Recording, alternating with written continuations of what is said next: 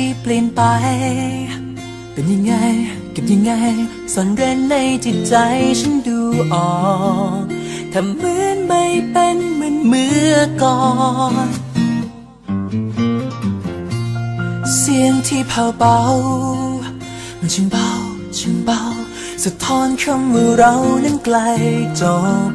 และพบปลายทางของสองเรานี่คือสิ่งที่ฟ้องในใจปิดอย่างไรก็คงไม่อยู่วันนี้ยิ่งฟังยิ่งรับรู้อาการมันยิ่งดูยิ่งแน่ใจเสียงที่เปลี่ยนคือเสียงตรงมาจากหัวใจยิ่งเสียงแผ่วเบาสักเท่าไร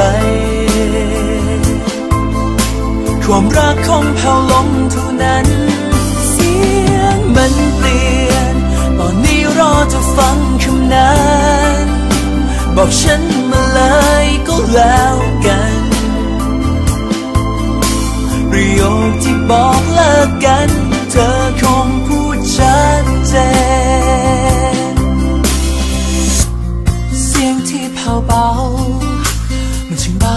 ช่างเบาสะท้อนคำว่าเรานั้นไกลจบและพบปลายทางของสองเรานี่คือสิ่งที่ฟ้องในใจปิดอย่างไรก็คงไม่อยู่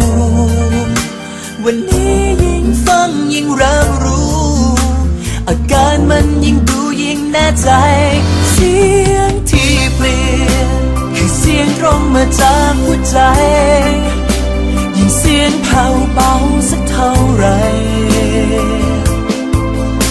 ความรักคงแผ่วลงเท่านั้นเสียงมันเปลี่ยนตอนนี้รอจะฟังคำนั้นบอกฉันมาเลยก็แล้วกันประโยคที่บอกเลิกกันเธอคงพูดชัดเจน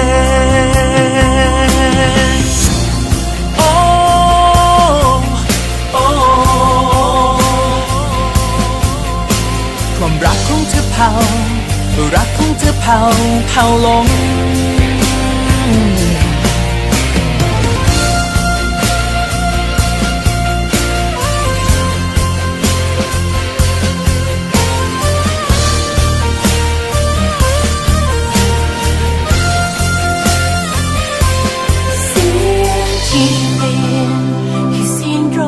จากหัวใจ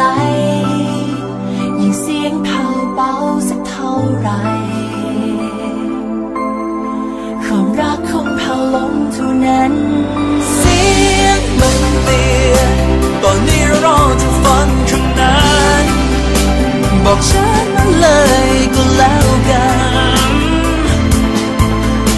ประโยคที่บอกเลิกกันเธอคงพูดชัดเจนประโยคที่บอกเลิกกันเธอคงพูดชัดเจน